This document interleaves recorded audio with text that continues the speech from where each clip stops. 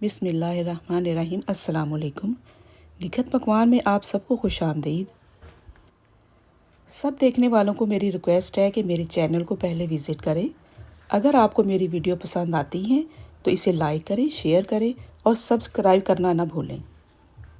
Last video में barbecue marination की कुछ रेसिपीज़ शेयर की थी। इस वीडियो में हम आज बारबेक्यू बनाते हैं। तो बारबेक्यू करने के लिए जो मेन चीज़ें हैं उनमें से लकड़ी, कोयला और एक माचिस की तीली की ज़रूरत है। जब भी हम आग लगाना चाहते हैं बारबेक्यू के लिए तो इस चीज़ को देखना है कि जिस चीज़ के ऊपर हम लकड़ी या कोयला रख रहे हैं उसके नीचे से हवा का गुज़र हो रहा है, वरना हमारी आग बुझ जाएगी। हर बारबेक्यूअर के साथ एक ग्रिल नीचे रखने के लिए होती है और एक ग्रिल जिसके ऊपर हमने अपनी मीट वगैरह रखना है। वो इसीलिए होती है कि हवा का गुज़र हो तो जल्दी आग लग जाए, बुझेगी भी नहीं। जब बारबेक्यू करने के लिए आग लगाएं कोयलों को या लकड़ी को तो उसके ऊपर मिट्टी का तेल या इस तरह के केमिकल ना डालें, क्योंकि उससे स्मेल आती है खाने में। की कर रहे हैं पता नहीं ये कार्डबोर्ड क्यों है यहाँ? कार्डबोर्ड थल्ले दे ना थोड़ा जा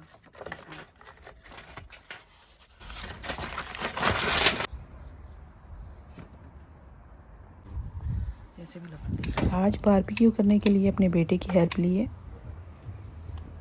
ज़बरदस्त किस्म की आग लगाता है ये।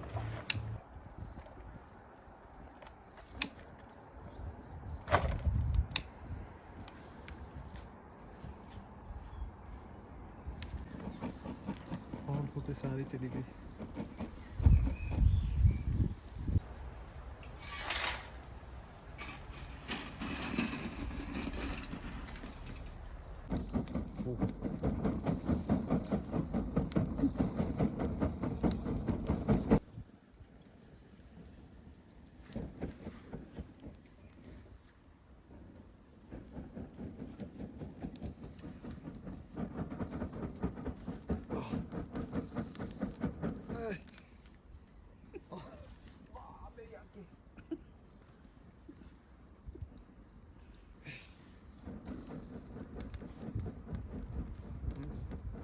एक अकेला और दो 11, हम दोनों ने बहुत ज़बरदस्त किस्म की आग लगाई है। आग हमारी रेडी है, खूबसूरत सी। कोयले लालो लाल हैं और धुआं उठना बंद हो चुका है, जिसका मतलब है कि अब ये बिल्कुल रेडी है। हमने इसके अंदर सेट कर दी हैं तमाम चीज़ें सिवाय स्क्यूअर के, क्योंकि स्क्यूअर जल्दी बन जाते हैं। तो हम पहले इसको हाफ टर्न करेंगे। जब ये हाफ टर्न हो जाएंगे तो फिर हम स्क्यूअर भी रखेंगे और फिर सारी चीज़ें एक साथ बन के तैयार हो जाएंगी।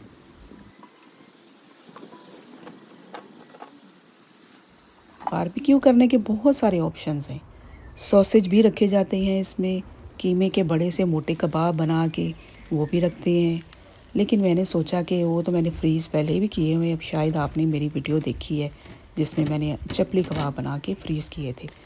तो आज वो भी रख सकते थे, लेकिन यहाँ कुछ चीज़ें ज़्यादा थी तो मैंने सोचा कि इतना ग्रीडी नहीं बनना चाहिए, इतनी ही काफ़ी है। फिर इंशाल्लाह दोबारा किसी और वीडियो में बना के दिखाएंगे। लैम्ब रिब्स को भी मैंने उल्ट पुल्ट कर दिया है और चिकन विंग्स को भी। इनको मैंने बहुत अच्छी तरह से मैरिनेट किया हुआ है। मैं सिर्फ ऑयल का ब्रश लगाऊंगी ऊपर। अगर आपके चिकन विंग्स और बाकी चीज़ें मीट वगैरह अच्छी तरह मैरिनेट नहीं है तो एक बहुत अच्छी टिप है, आप एक बाउल लें, उसमें 2-3 स्पून ऑयल डाल के थोड़ा सा ketchup, chilli sauce, red chilli powder, lemon और जो भी मसाला आप चाहते हैं वो डाल के और उसे मिक्स करके उसे ब्रश के साथ अप्लाई करते रहें और साथ साथ इनको फ्लिप करते जाएं।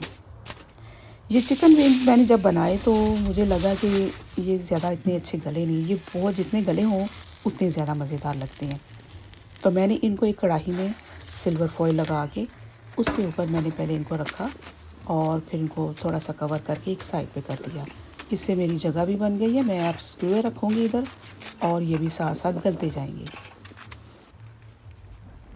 अगर आपकी कंट्री में इस तरह की फ़्रेश कॉर्न नहीं मिलते, आप ड्राई कॉर्न ख़रीद सकते हैं, वो बहुत इजीली मिल जाती हैं। चलियाँ जिसको कहते हैं, उसको एक रात पहले भिगो दें। और अगर आप और भी ज़्यादा आसानी चाहते हैं तो उसे बॉईल कर लें। एक रात भीगने दें, दूसरे दिन बॉईल कर लें उसके बाद जब आप बारबेक्यू करें तो उसके ऊपर सिर्फ आप थोड़ा सा रखें ताकि उसके अंदर स्मोक चली जाए, थोड़े से भून जाए और बेहतरीन मज़ेदार आपके बारबेक्यू के अंदर ये भी शामिल हो जाएंगी। तो स्क्यूअर भी हमने रख दी हैं और ये इंशाल्लाह सारी चीज़ें एक साथ तैयार हो जाएंगी पक के, और फिर हम बैठ के आराम से खाएंगे।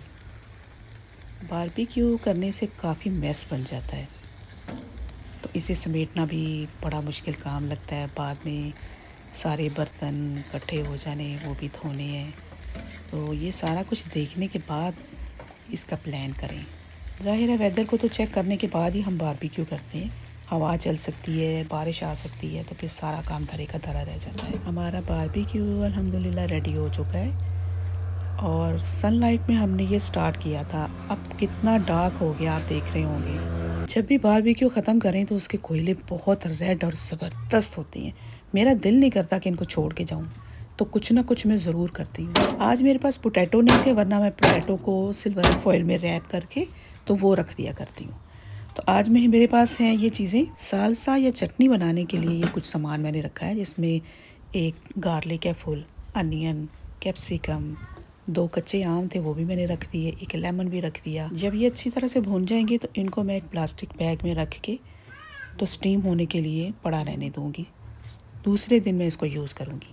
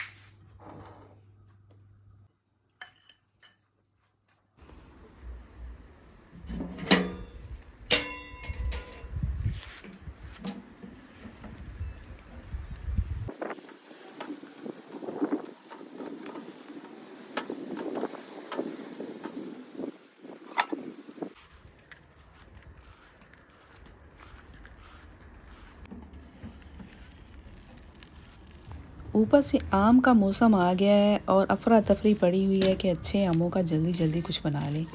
इंशाल्लाह उसकी भी आपको कोई स्वीट डिश बना के दिखाऊंगी।